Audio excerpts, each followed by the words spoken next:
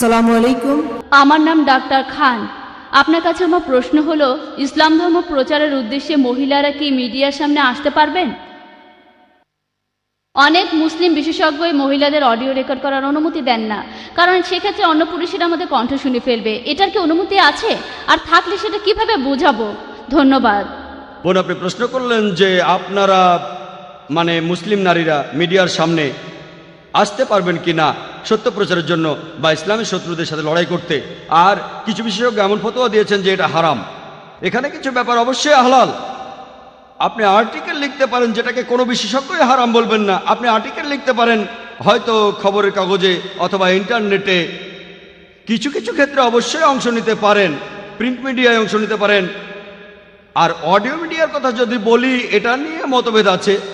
কেউ বলেন পারবেন, কেউ বলেন পারবেন না। সাধারণত কণ্ঠস্বর নিয়ে বিশেষজ্ঞরা মহিলাদের তেমন কিছু বলেন না, তবে এইসব ক্ষেত্রে মহিলাদের কণ্ঠস্বর সাধারণ থাকতে হবে।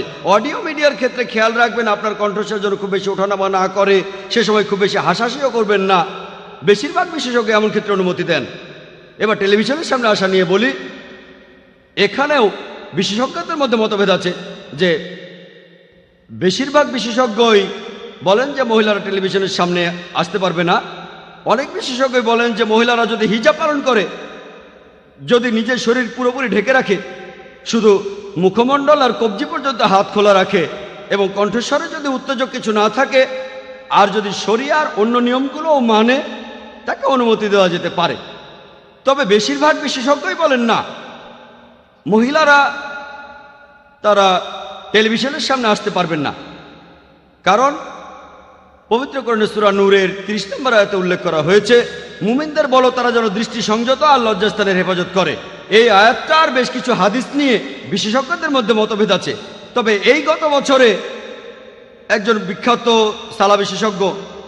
সালাদ বিশেষজ্ঞ যেমন শেখ নাসির আল আওয়াদ, আমি সৌদি আরবে এটা শুনেছিলাম, তিনিও এটার অনুমতি দিয়েছেন যে মহিলারা যদি ঠিকমতো পোশাক পরে, যদি তার মুখে নেকাব নাও থাকে, কারণ নেকাব দেওয়াটা ফরজ না, যদিও অনেকে বলে ফরজ, তবে শেখ নাসির আলবানির মতো কয়েকজনের মতে নেকাব যেটা দিয়ে মুখ ঢাকে এটা ইসলামে ফরজ না। তবে এখন অনেক বিশেষজ্ঞ, বেশিরভাগই না, তারা অল্প কয়েকজন, সংখ্যায় হয়তো বেশি কিন্তু পার্সেন্টেজ অনেক কম, এমন কিছু বিশেষজ্ঞ ফতোয়া দিয়েছেন যেমন সৌদি আরবের নাসির আল আওয়াদ, যে মিডিয়ার গুরুত্বের কারণে আমরা মহিলাদের টিভিতে আসার অনুমতি দিতে পারি।